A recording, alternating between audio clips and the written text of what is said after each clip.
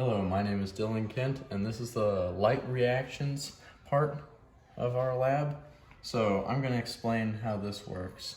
So in the thylakoid membrane, which can be shown right here in greater detail, you have your stroma, which is the outside fluid within the chloroplast, and then you have something called the thylakoid space or the thylakoid lumen, which is actually the inside of your thylakoid.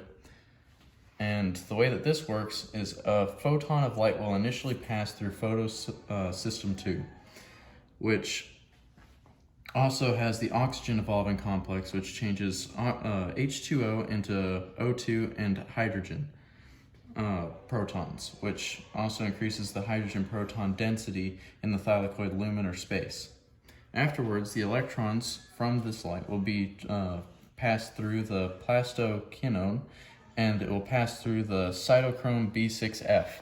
While passing through the cytochrome B6F, more hydrogen protons are going to be pulled into the thylakoid lumen.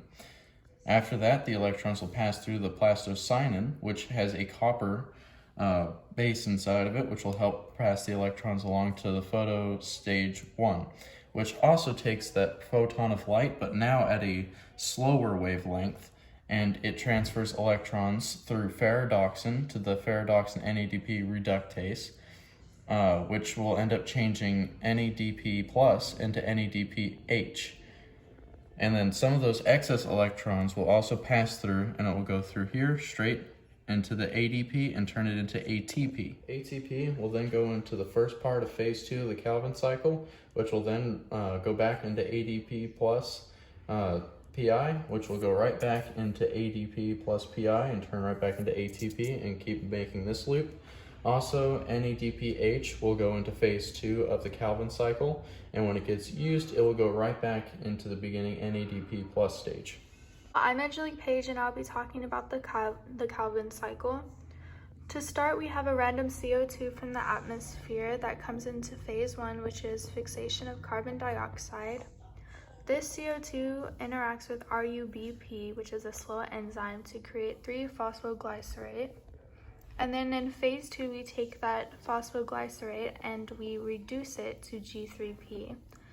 And we do that by taking this 6-ATP, which gives a phosphate, to PGA, making it 2,3-BPG.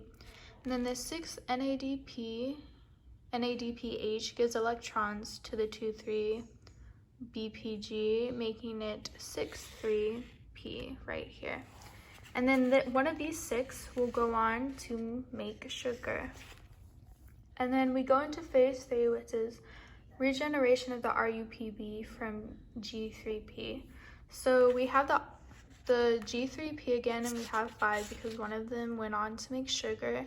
And with this and the 6-ATP right here, it goes on to regenerate the RUBP to continue the cycle.